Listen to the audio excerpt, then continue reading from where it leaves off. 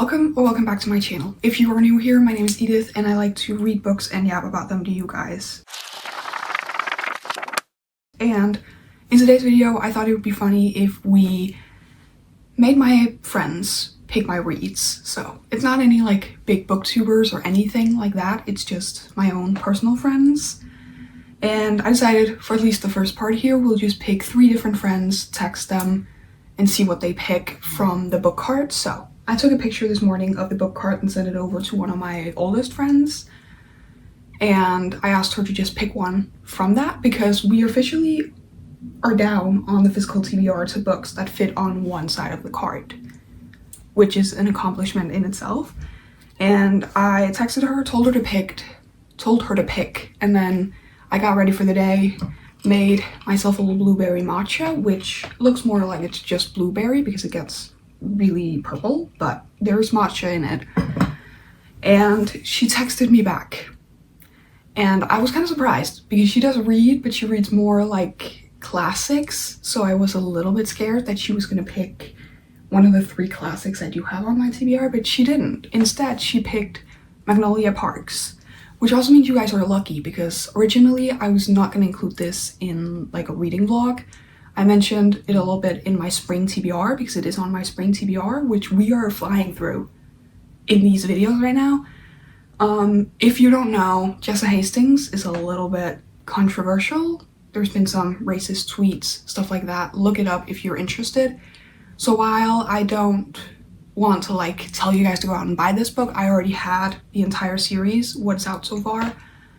Before all of this came to light, I got them for my grandmother. They were a gift. I love these covers, so I'm never getting rid of them and I might as well give them a chance. And I'm actually really excited because I'd actually took it out this morning and looked at it and was like, maybe I'll read this off camera now. But then I felt like filming a reading vlog. And then what are the odds that this reading vlog, the first person literally picks this book? So we do have school later today, but I think right now, actually, I am going to sit down and read like the first couple of chapters. So without further ado, let's get right into this video.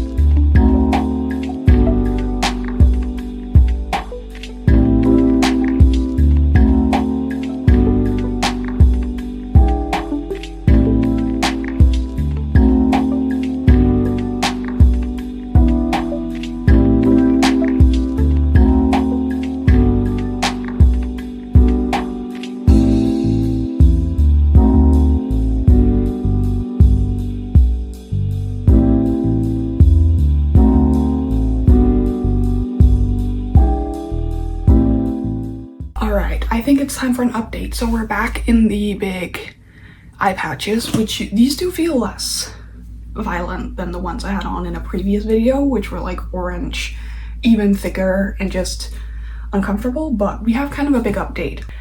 We're DNFing Magnolia Parks. Yeah, I gave it a chance. Honestly, I made it over 100 pages into it, exactly 28%. And I just can't tell you a single thing I enjoyed about those 100-something pages. So I was thinking about it, and as I already talked about, all the stuff with the author already didn't really make me want to read it. I wasn't sure the plot point was really going to be for me. It wasn't.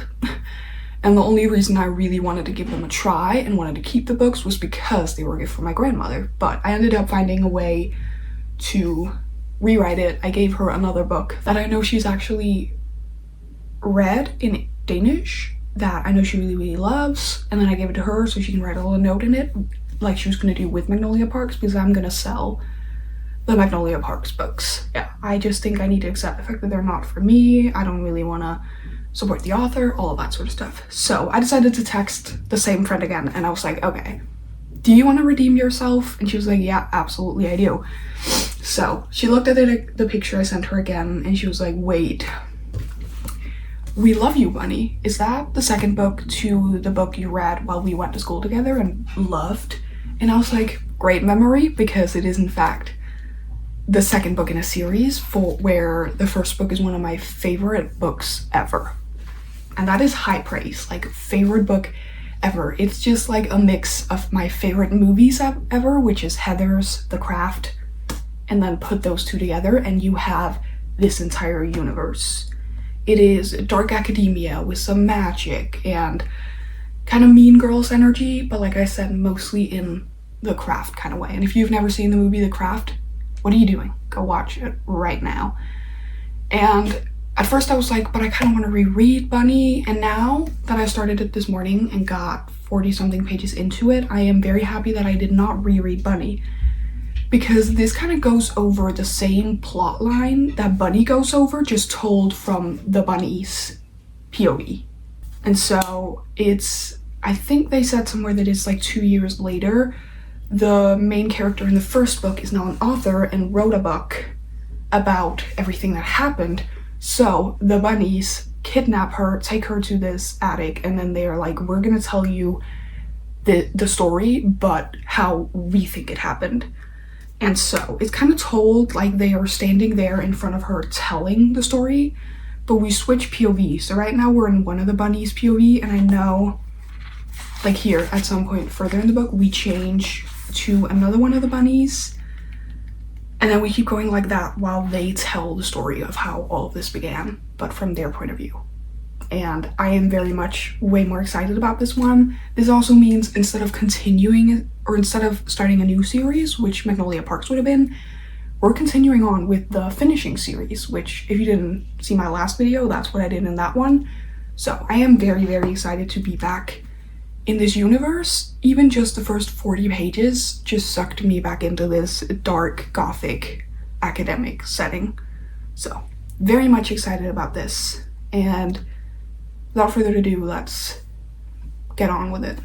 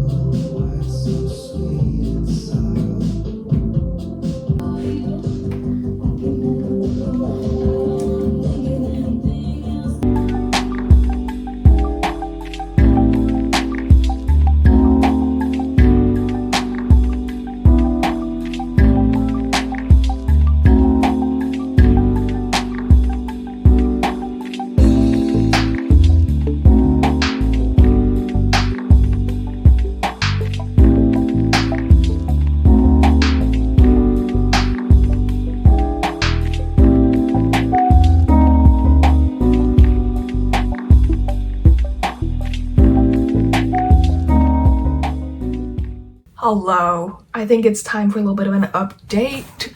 We have less than 100 pages left. We have exactly 69. No, we have exactly 96 pages left. Sorry. We have exactly 96 pages left. We are on page 381, and there are 477 pages in this. So you do the math and check if I'm right. And honestly, with the way, every time I sit down to read this book, I feel like I read at least 70 pages, and then I blink and I'm like, wait, how long have I been reading for? So I feel like it will go by fast. So I'm planning on getting comfy, sitting down, and finishing this book tonight, finally.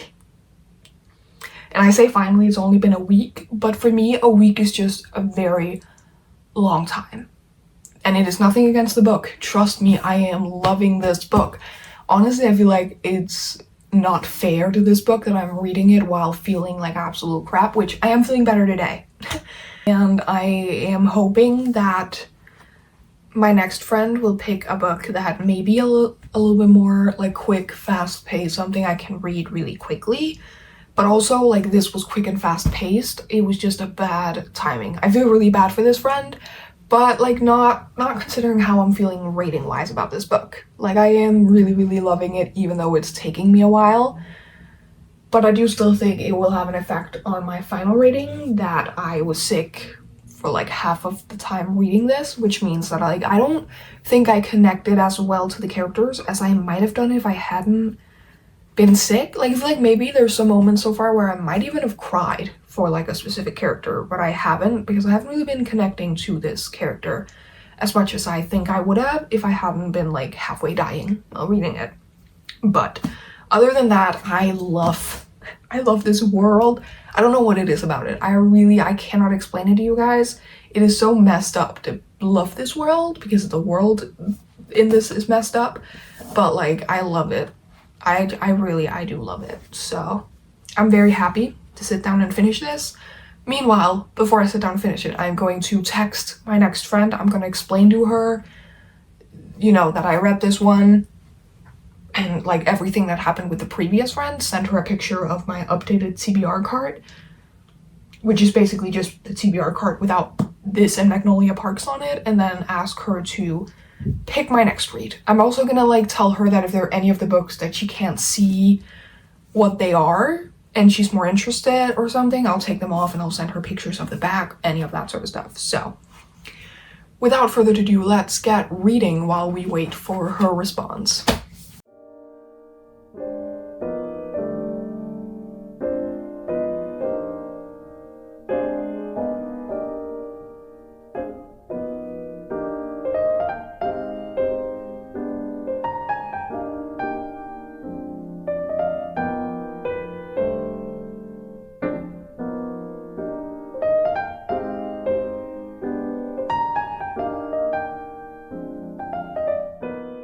Alright, we're back to this god-awful lighting. I am so sorry, but I just finished We Love You, Bunny. And that ending, if there is one thing Mona Awad, whatever. If there's one thing Mona knows how to do, it is leave her readers with this sense of, what the fuck? And like, I know it's like a big thing with Bunny, the first book in the series, where everybody's like, I'm not sure I understood the ending, all of that. And when I first read that, my first thought was, I totally get it. This one, however, I had to sit down for a minute and I was like, wait, what on earth just happened? And now, I'm not sure if there's like an underlining meaning that I'm not getting, but like, I understand what happened in the end, if that makes sense. But like, for all I know, there's like a deeper meaning to it that I'm totally missing. So like, if you read this and you're like, actually the ending means this and this and this, leave that in a comment down below, because I'm probably missing it. It's the middle of the night. Okay, it's only 9 p.m, but you know, that's late for me. So what to rate it? I think we're going to give it a 4.5. Yeah. So, not a 6-star like Bunny was, but I do, again, feel like most of that is because I was sick, which I think just meant that I wasn't really in my own head. I was more like, I was miserable, and I was too busy being miserable to actually take my time and like grow attached to newer characters in this book. With that said, however, what I did like connect to about it, I loved. I don't feel like that sentence made any sense. The parts of the book that I did connect with, I loved. Better way of putting it, perhaps. I just love the dark gothic vibes. I love the fact that while it's dark and it's gloomy, it has these hilarious freaking moments. The writing style just makes it hilarious. Like, these girls are out of their minds, and yet, like, they keep being like, but you know, you get why we would do this and this and this. I mean, obviously we have to do this and this and this. And you're like, no, you do not. Crazy ass women. Let's calm down for a moment, please. And like, it's written in such like a funny way, honestly. And it's like the dark humor that I just love and adore. And I just wish I hadn't been sick and that I had connected a little bit more to a newer character in this book, because I feel like I could have really been moved by that part of the story more if I connected to him more. And I 100% fault myself and my own sickness and not the book. So maybe someday I'll do a full reread of both of the books, because I had already been thinking about doing that. But honestly, I'm very happy that I didn't reread Bunny right before reading this one, because I do feel like it might have been a lot right after each other. But it's dark, it's gothic. The first one, I've always said, is more like the movie The Craft. And then this one is described as like Frankenstein meets Heathers. I guess I would kind of say both Bunny and this one has the Heathers aspect, and then the first one has more of that mixed in with The Craft, and this one with Frankenstein, which I don't know Frankenstein that well yet, because I haven't read the book, I haven't watched any of the movies, I only know like the basis lore of it all. So this kind of made me want to read Frankenstein, if I'm being completely honest with you guys. But that's not what we're doing now, because I did, before I sat down to finish this, text my other friend and I asked her to pick a book, and funny enough, I feel like she had that locked and loaded. Like, I barely sent a text before she answered. Bride by Ali Hazelwood. Yeah. And I know I just told you guys that I wanted something quick and easy, and when I was in a reading slump and I was talking to different other readers about it, this is the one they kept recommending. But I wasn't in a romance mood, so I was like, I'm not reading that. And now, lately, I've kind of been in a romance mood. So maybe this is the perfect time for Bride. But I'm not going to start it tonight, because like I said, it is 9 p.m. and I want to get a good night's rest. So we will start it at some point tomorrow.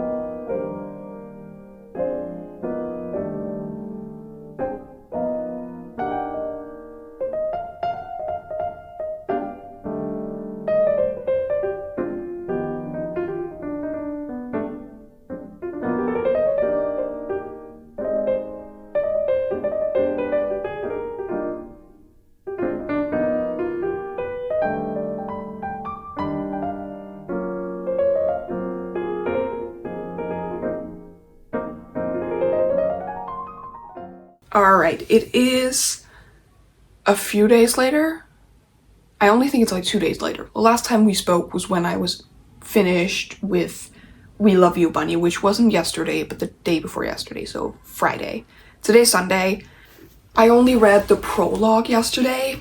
Wasn't in a big reading mood. I baked a bunch, which I'm filming a whole vlog this weekend focused on my other hobbies except for reading. which also means I crocheted a lot this morning, and I put in a little clip of it in this vlog too, because I'm listening to the audiobook of Bride. And I just paused it after I got ready, which I also filmed, and I am already 105 pages into this book. And I honestly don't even know what happened. And you guys know, I'm a little bit picky with audiobooks. Actually, I don't even think I'm like picky with audiobooks. I just think I have to be in the exact right mind space, and I have to have the exact right like hobby that I'm doing beside it. I can't just go on a walk and listen to an audiobook because my brain will be too much all over the place. Whereas if I'm like crocheting, which I've been doing this morning, I also have some other hobbies I'm gonna do throughout the day where I'm gonna be listening to this, then all of a sudden it's like my brain can concentrate on the audiobook easier, because the other thing it's concentrating on needs like minimal brain power, but still needs enough that like my brain doesn't just let go. If that makes any sense. But I thought I would give you guys an update because we are officially 100 pages into this, which I think is 25% or something into it. It is in fact 26% into it, and I think I could get probably honestly halfway, at least before I'm done with my crochet project. I do want to read a little bit also physically in this book, mostly because like I want to have like a few clips of me reading the physical book, but like honestly for today I'm hoping to get a big chunk of this like into it, because after the mess that was last week's part of this reading vlog, I am ready for like a quick, easy book. And so far this is shaping up to be that, but it's also shaping up to be better than I thought. Yeah, I'll be honest with you guys, I know a lot of people love this, and a lot of people who like don't love Ali Hazelwood love this and stuff like that. And I feel like every time I go into an Ali Hazelwood book, for some reason I'm never going into it with like huge expectations. I'm always going into it with like a yeah, quick, easy little romance, 3-star, all of that sort of stuff. And I feel like that sounds so mean. And it's unfair because I think I've rated at least 2 of her books right around the 5-star mark. And like, I've rated all of them above a 4-star, I think. No, Check and Mate was a 3.5, I think. So other than that, I think The Love Hypothesis and Love Theoretically, I think I gave both of those 5 stars. And then Problematic Summer Romance was like a 4 point something. And then Check and Mate was a 3.5, but it's also a YA, and that's just not my thing in romance. So I don't know why I always go into the books with low expectations, but honestly it might be why I end up rating them so highly, because I'm like, I'm not expecting them to be amazing. Which again, sounds so mean to say, and it's like, why? Like, she's a big author, people love her. So why would I not go into it expecting a lot? And I don't know. Honestly, I can't explain it. But it was kind of the same thing with this one. I was like, yeah, sure. Werewolf romance sort of thing. What even is that? Why would a person who's normally written like STEM romances all of a sudden write this? And yet she dragged me right into this world. I mean, 100 pages into it and I am in it. And I am interested, I'm intrigued, I'm excited. I am enjoying it. And if you don't know, in Bride, we meet. I suck at names. The minute I have to sit here and talk about it, I'm like, what are anybody wanna... I suck at names. The minute I have to sit here and talk about it, I'm like, what are anybody wanna... The minute I'm here sitting talking about it, I'm like, what are these people's names? So, it is Misery, which is... She's a vampire, but she's basically always been like an outcast from everywhere. Yeah, so Misery is the daughter of like a very powerful vampire, but she's actually living in the human world because of some stuff she's been through. The vampires don't really like her, which neither do the humans if they know she's a vampire, but they don't all.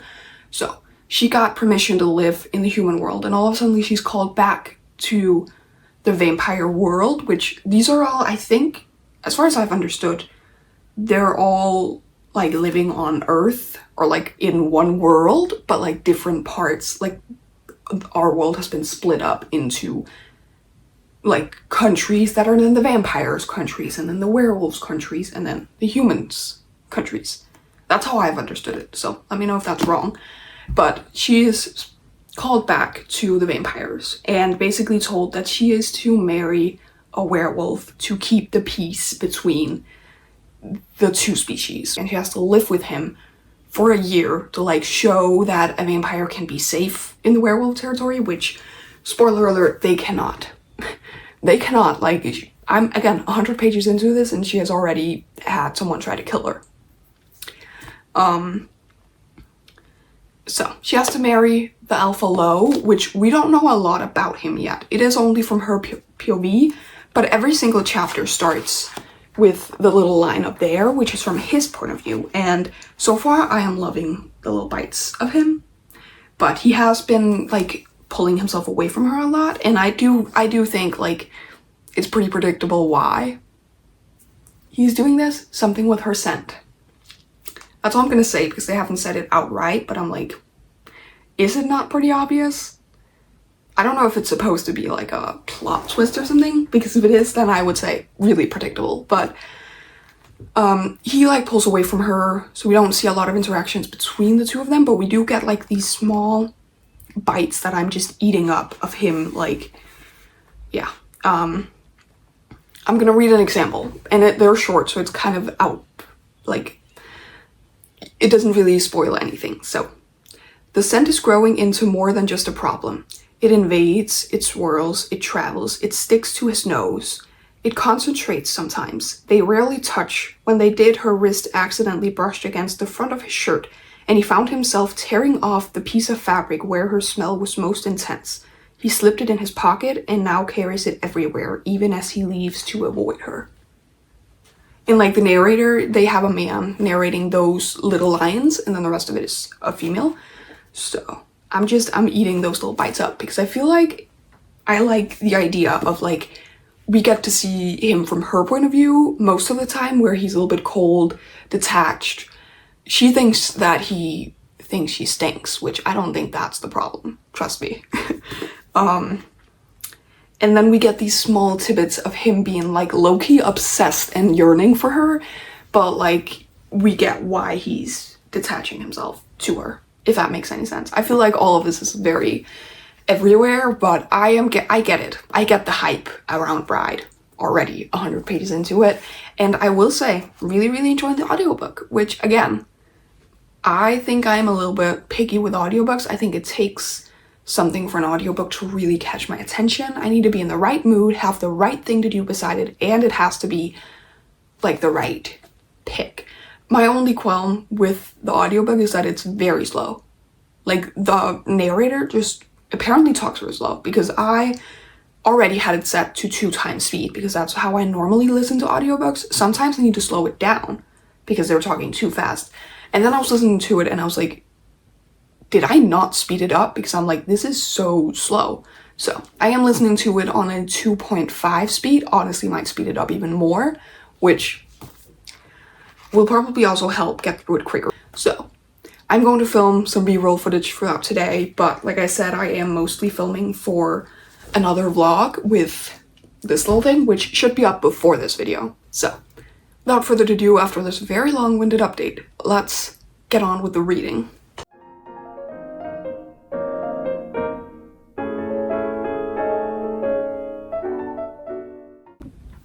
So we need to talk. It has been, fuck it if I know, it's been a lot of hours. And I've been crocheting and listening to the audiobook of Bride, and yeah, we are over halfway. We are on page 226, which I think was like 58% into the book, if I remember correctly. And I am eating this up. So obsessed. You guys have no idea. Like, wow. Wow. Also, we finally met the guy from the second book, the Mate book, which the reason I'm looking down is because it's right there on my TBR card. I officially moved it over there, and I'm very interested in him too, so very excited to get to that at some point. I don't even know what to say other than what I feel like I said at the 100-page mark, which is now 120 fucking pages ago. But I felt like I had to update you guys because I do think, or not think, I know for a fact that I am finishing this book today. I have about 2 hours left of the audiobook, so I think I'm going to just like keep listening to the audiobook and keep going, and then, like I said, until I finish this, and then maybe we will physically read like the last 50 pages or something. I do want, like I said, I want to read it a little bit physically, but right now I'm having so much fun with the audiobook, so I'm like, no need to switch. So like, maybe just for like the video's sake, I will read the last like 2 chapters or something to have some fun editing stuff to do. Yeah. There's something about binging a book, and it's been so long since I've done this. I was actually just thinking about doing another 12-hour readathon maybe next weekend, and then all of a sudden I'm here binging a book. Where did you decide to come from, son? Great lighting, but like I cannot see anything. But it's just, it's so good. It's so good, and I can't exactly tell you what makes it so good because it's not like, I wouldn't say the writing is phenomenal. That's always been a thing about Ali Hazelwood. I love her books, but you know when you read like a general fiction or like a really deep romance like an Emily Henry, those books I think of the writing. Whereas with Ellie Hazelwood's books, I wouldn't say that the writing is like the best ever. It's not bad writing, it's just not special, and yet it is, because I feel like her books have this like whimsical vibe. I have said it before. People used to call Ali Hazelwood's books cringe. I know this and I remember this. But looking back at it, I think we're low-key like reinventing the word cringe and making it whimsical, and somehow calling it that instead is making it a better thing. And I have always been all for reinventing the word cringe because I'm like, who cares? My alarm for my pizza just decided to cut me off. Basically, it's just, and this happens every single time I binge read a book, I get so into it and I forget the rest of the world. And it's also been a while since it's been a while since I've binged a book, which means it's also been a while since a book has just like pulled me into the world. I feel like I didn't finish the thought we were talking about before my alarm, but basically, so her writing isn't like beautiful prose sort of thing, but there's still something a little bit whimsical about it that I just love. That was the finishing of that thought. On to the thought I was then beginning to say. Yeah. Me and binging books. It's been so long since a book have just like dragged me into it to the point of like I blink and all of a sudden I'm like, oh yeah, I should probably do something else. So I am going to take a quick little break, eat my pizza, watch something on my computer. But I am decidedly finishing this today.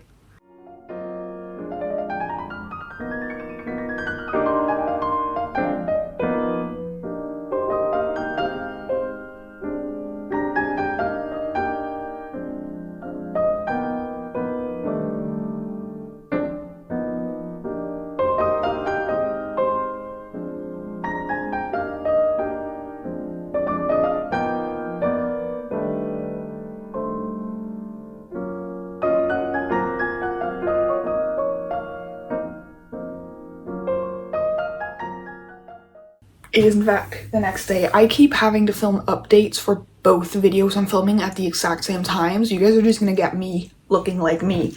But I finished Bride yesterday. I did. I finished it yesterday afternoon while I was crocheting, and I literally had 3 chapters left, and then I ran out of audiobook hours, and I didn't know that like they don't count the hours as in how long you've actually been listening, but how long the book you're listening to is. So even though I listened to this at 2.5 speed, which means I only listened for 5 hours, it still counted for like 12 or like 10 hours or something. And how unfair is that? As well, a part of me, because I listen to them fast, I'm like, that's so unfair. But at the same time, if I wasn't listening to them fast, I would think it was unfair if people who could listen to them faster would get it. So I do get it, but I was so annoyed. So I did put it down and read the last few chapters physically, and I absolutely adored this book. We gave it a 4.25 stars. And I feel like I already said all the things I really, really loved about this book, so I'm gonna end it off with the negatives really quickly here. I adore Ali Hazelwood. I really, really do. But her, like, smut writing, I have such mixed emotions about. A part of me is like, it's so real and awkward and honest in a way. But then another part of me has a really hard time taking it seriously, specifically in this one. The nodding explanation and stuff like that, I was literally laughing for a second. Which I also think that's just like, I'm not used to that specific terminology or anything like that. So obviously it's new to me. It's still a little bit weird to me, but like, like I said, I can totally see what she tries to do with her smut scenes. I just think sometimes I have a hard time taking them seriously. And then the third act breakup. I said it, I told you guys, 5-star feelings, and then third act breakup, and I'm so sick of romance authors, feeling like they have to do a third act breakup instead of just a normal third act conflict. It feels so unnecessary. But apart from those two things, I absolutely loved this book. I loved both of our characters. He was the perfect Grumby, but like cute with his little sister and her. And then she was like, I don't want to call her Sunshine, but I kind of think I called her Sunshine in my review on Fable. But like, she was Sunshine, but in like a I just don't really give a fuck kind of way.